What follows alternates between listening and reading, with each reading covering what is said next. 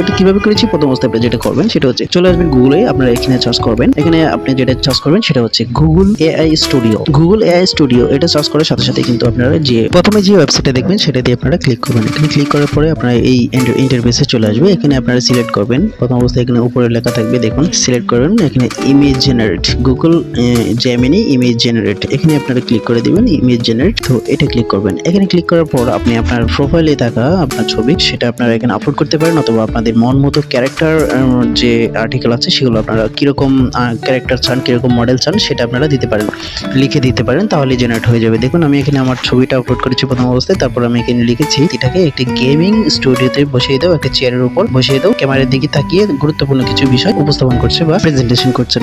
তো দেখুন আমি এই ছবিগুলো তৈরি করেছি হচ্ছে কিছু ওয়ার্ড লিখেছি, সেখানে কিরকম মডেলটা চাই, কিরকম ব্যাকগ্রাউন্ড চাই, কিরকম